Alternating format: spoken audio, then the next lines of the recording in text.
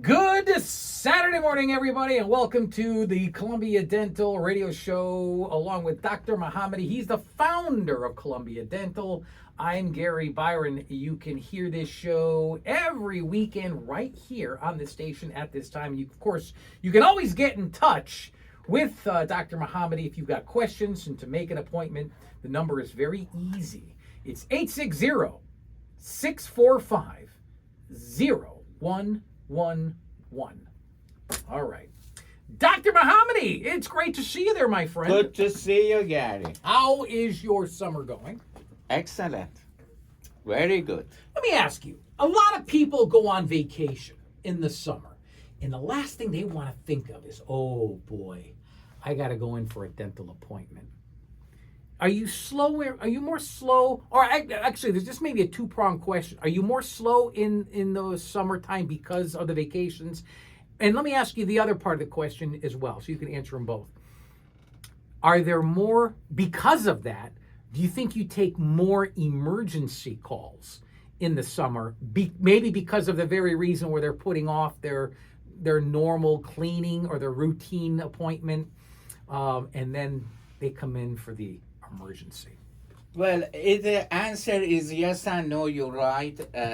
For elective procedure, when most of our patients probably they don't want to go through more elective procedure during the summer, right. Which I don't blame them. They wanted to be outside, do some activity, going vacation, etc. However, summertime, we see a lot of patients that are coming. We have, a lot of Connecticut residents, as you know, they are living, let's say, in Florida, and they stay in winter, but they come here in summer. So we have a lot of patients like that they get their treatment here in Connecticut during the summer. Because in winter they move back to Florida. Right. So that was, and also a lot of people, they come for vacation to Connecticut. Not of course, Connecticut is another very good spot for vacation, has not been well known for vacations, but they have family, they have uncle, they have sister. So the summertime is the time that you go and visit them. And we see actually quite a bit of those patients that they said, oh, I'm just here in Connecticut for a week, but I got the toothache, and and they come to us because we got the reputation that we are open. We open 7 days a week, and we have extended hours. So for elective procedures, yes, you're correct. But for emergency, and also don't forget, summertime is a lot of activity going on outside. As the result, trauma, baseball, football, the tooth can break during those summer activity, or emergency or trauma can happen. So we see a lot of emergencies during the summer and less elective. Things don't work out for him as a dentist. Well, I mean, you got a job with the Connecticut State Department of Tourism. I mean, he's promoting Connecticut as a place to vacation. The state, the Bureau of Tourism would love you, Doc. Well, correct. We help Connecticut economy on many perspectives. Yes, we do. That sparked an interesting question. How often do you have to correspond with dentists from out of state? Because you bring up a really good point, and it really, I knew of it, but I just didn't relate it to how you function. Meaning, somebody could essentially live 6 months of their lives in a southern state, let's say Florida, because it's nice there in the wintertime. Correct. And it's too hot in the summer, but up here it's perfect. Correct. So 6 months out of the year, they're here. 6 months out of the year, they're down in Florida.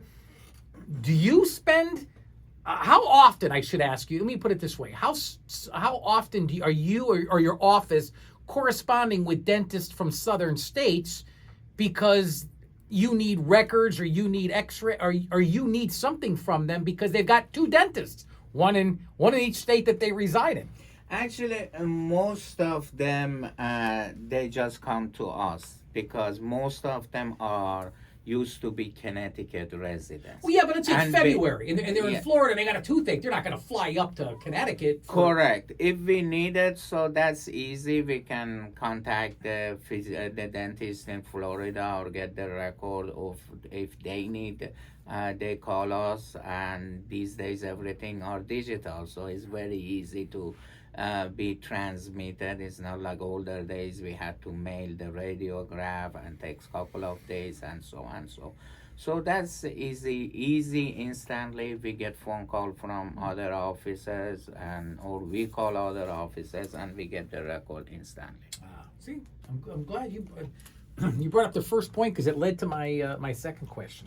When do you try to save the tooth with the root canal or the gum treatment versus, let's say, when you decide to extract the tooth and replace it with an implant? I myself have had, holy smokes, 6, 7 root canals. I've only had one tooth pulled because it was going to cost me. At the time, I wasn't making much money. I didn't have the money to save it.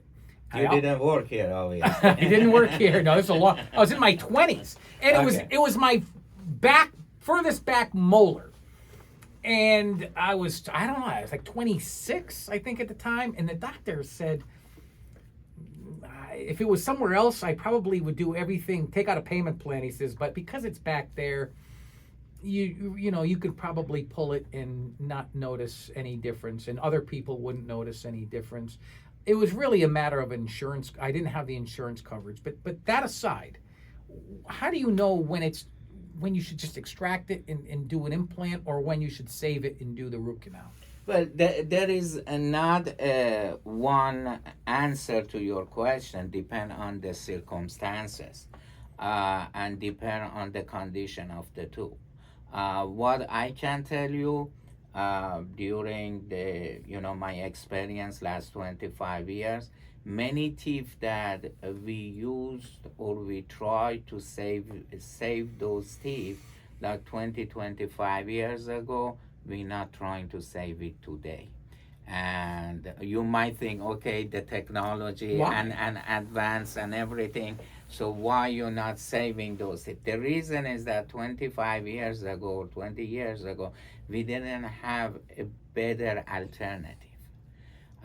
So the only alternative we had to replace the missing teeth was removable prosthesis, like a denture, like partial denture or denture, and so on. So these days we have a very good alternative, and is a dental implant. The success rate of the dental implant is 95% to 98%. So the success rate is very high. Of course, the success rate of the root canal, if the tooth is in a perfect condition, that means doesn't have any periodontal disease, doesn't have any root calcification, or so on. So the prognosis of the root canal is 92 to 95%. So both options are very good option, and the success rates are very high. However, if the tooth is compromised already you have a gum disease, already you have a recession, or already the tooth is necrotic, that means dead, and there is a lot of infections on tooth. So all those factors, it make the prognosis of the tooth worse. As the result, now you have a better alternative to go. Why you're not taking the tooth out and put an implant?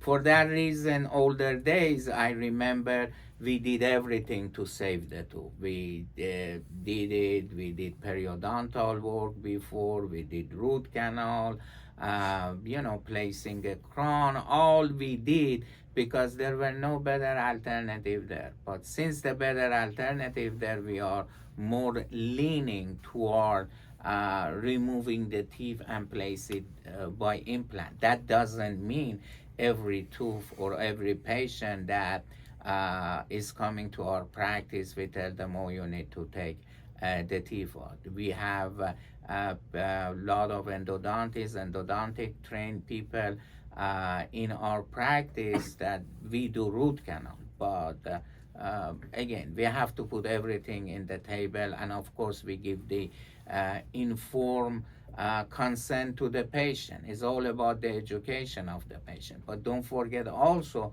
the psychology of the patient. Some people, they don't want to give up their teeth. It's their own teeth, It's not ours, okay? So we tell them, hey, you have a better option. Option would be take the tooth out, place the implant. They may opt that, no, I just want to hold my tooth. I don't want to take it out. Or sometimes, as you said, some insurance company, they pay for root canal, but they don't pay for the implant. So there is a lot of factor that it come into place to make that decision. How much of that decision comes down to the insurance company, though, right? Oh, a lot of it is. A lot of it is, like anything in life, is economic. Is everything driven by economic. Have you ever known, in your heart of hearts, on all of your experience, your education, your knowledge in the industry, because you've been doing this for quite a while, you should really go this direction, and then because of an insurance decision, because of, like you just said, economic situation, because of insurance companies' coverage or lack of coverage, they choose the other option. Do you ever, and you're like, oh my goodness, if you were 70 years old, I'd say no problem. But at 25, oh, you should really do this. How much do you let your personal opinion weigh into someone's decision?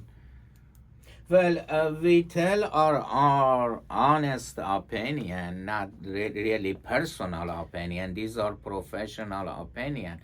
But unfortunately, insurance company... You argue with insurance companies? The insurance company, they're not going that way. They want to make money, and many times even we do a procedure, they downgrade it, like we do make a fixed bridges, and they said, oh, why you make a fixed bridges, and why you didn't make a removable partial. So to downgrade the payment. Unfortunately, insurance company are sitting on a driver's seat, and patients, unfortunately, many of them, they think that is their insurance company is going to pay for everything, and they have an insurance, and they should not be responsible for any payment or any deviation from the insurance decision. But in real life, doesn't work that way. Insurance company, unfortunately, are, tell you in the public radio, is a very deceptive practices. How about hooking up with a bank? Did you ever think of offering financing? Oh, yeah, sure, absolutely. We do all the time. We have a credit company that, because many of some of the treatment, like people that get, let's say, fixed prosthesis supported by implant, those can get expensive. That the cost, it might be like just buying a car. Oh, so wow. then in those cases, of course, we have the finance company. Insurance company, they pay like $1,500, $2,000 the most toward the treatment. But the cost of treatment, it might become like $25,000. So who's going to pay the rest? Most people, they don't have that $20,000 on their, to do it. So they finance it and make it easier, and they pay over the time. But those procedures is a life-changing procedures. Oh, okay. I just want to make sure, because there might be somebody saying, well, I don't want to do what my insurance company's telling me, and they're only going to cover a certain portion, exactly. or a certain procedure. Exactly. And I'm young, and I don't want to do that. Exactly. So there is an option of financing. Absolutely. That you guys offer. Absolutely. What about bone graft? What's a bone graft? I've heard that you mentioned that a number of times now, but I don't know if we've really dug into what exactly that entails. What is a bone graft is let me put it on a more historical context, because the guy that basically invented the bone graft, I had the privilege to take, participate in his classes when I was at Columbia University. He passed away back in 1995, and he was toward his retirement when I was taking classes with him. Dr. Frank Bube is that was we talking like he published article back in maybe around World War II, 1946 or whatever, and he published those articles in Journal of Periodontology. He was a periodontist, was practicing in New York City. So as a periodontist, they did the deep cleaning, gum surgery, and so on. So sometimes as a result of the gum disease, you get some bony defect inside your bone. So you get bone loss. And the bone loss is kind that it become like triangle, and we call it bone defect. So he when at those days probably there were not too many regulation on FDA and so on. So he went to a butchery and a kosher butchery, and he wrote it in his article that it published in Journal of American Journal of Periodontology. So he went and he boiled the bone, yes, and then he smashed it, and then he placed it within those bony defects.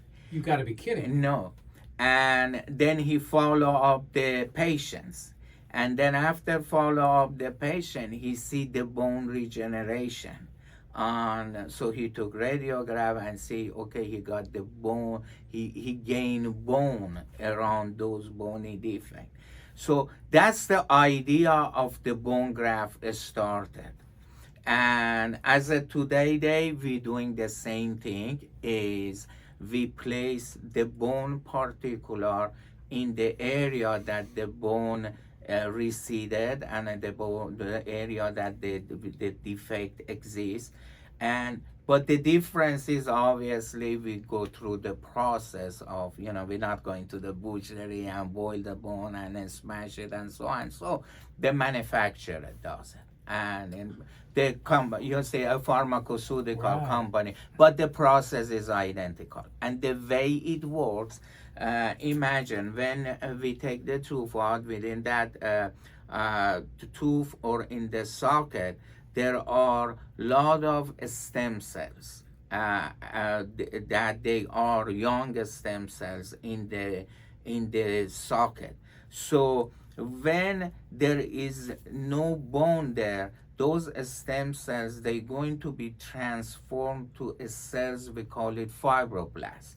And those fibroblasts, they produce soft tissue or connective tissue. But even within the socket, if we put those bone particles, the stem cell, they recognize the environment as the bone. So those stem cells are going to be transformed to osteoblasts. And the osteoblasts produce bone. For that reason, these days, anytime that we remove the tooth, we put those bone graft particular in the extraction socket or the hole after the extraction, and the tissue and that socket, instead of to be filled by the soft tissue, is going to be filled by the bone. So that is so then in future, if we wanted to place the implant, there would be a sufficient bone to place the implant. That's got to take a long time. 3 to 4 months. Oh wow, so this is the process. Let's say we take your tooth out, okay? Yeah. And then we don't do the bone graft. What happened? Those stem cells in the blood, they be transferred to the fibroblasts. Fibroblasts produce soft tissue. Then you come back after 2-3 months, you want to place the implant. We tell you, oh, I'm sorry, you don't have the bone. We cannot place the implant. So bone graft, after the extraction, You have to grow bone. it grow bone, preserve the bone. But the concept is the same exactly concept of Dr. Bube that did it like 70, 80 years ago. Folks, you are listening to the Columbia Dental Radio Show along with Dr. Mohammadi. I'm Gary Byron. You can check him out. Make an appointment. Ask questions. 860-645-0111. How is that different than, let's say, bone augmentation? Oh, good question. Okay. Bone graft is for preserving the bone. Bone augmentation means that we need to add more bone. We need to augment bone. Let's say we take your tooth out, and you come back after 6 months and you said, oh, I don't, we take the CT scan. We said, I'm sorry, Gary, you didn't do the bone graft after time of the extraction. No, you don't have enough bone to place the implant. And then also, what is my alternative is, I don't want to have a partial, I don't like a denture, what else, doc, you can do? Then we tell you, oh, you need a bone augmentation. Bone augmentation means we need to expand the bone. So we get a bone particular, okay? Sometimes we take it from another part of the body, okay? Which we call it autogenous, okay? Or sometimes we use synthetic bone cortical and we add it to the area that does not have enough bone to augment bone. In past also, we're not doing that often, but originally these bone augmentation, they used to take the bone from the hip and they transfer it to the jaw. So that is called bone augmentation. But these days would be easier to do that by... Seems like you're creating more problems than what you originally had. Not really. Is you augmenting bone. There is no other way to place the implant if you don't have bone. But again, the hip, we're not doing those. Isn't there prosthetic that you can, instead of taking actual bone from your body, and are you cutting into someone's hip yourself? No, but that would be in the hospital procedure. An MD. That was older days. But right now we do have cortical synthetic bone that we can add it to the existing bone, and also so it's kind of more complicated. How long does that take though? Again, that it might take 4 or 5 months, For that reason, for every patient that we're removing the teeth, these days we recommend them to get a bone graft, because that it preserves You prefer the bone. that? Of course, rather than do the bone augmentation, because the bone augmentation would be more complicated to do that. What about a sinus lift? Sinus lift again is on the back part of our. I'd be nervous about that, especially with a boy. sinus. Well, you don't want to mess with your sinus if you're a singer or you make a living with your voice, like yours truly. Although I don't sing, I speak for a living. It's quite bit safe procedure, but usually we don't like to do with people that they have underlying sinus conditions. So what it is, the sinus is a very a layer of the soft tissue.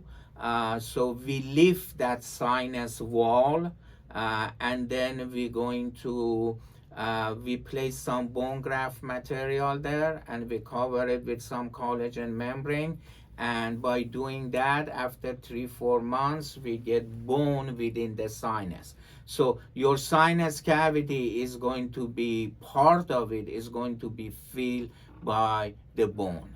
So that is called sinus graft. It's quite bit safe procedure, and quite bit we're doing in the office, probably 3-4 times a week we do those sinus. It's fairly common. Yeah. As is what, regenerative dentistry? Is that pretty common as well?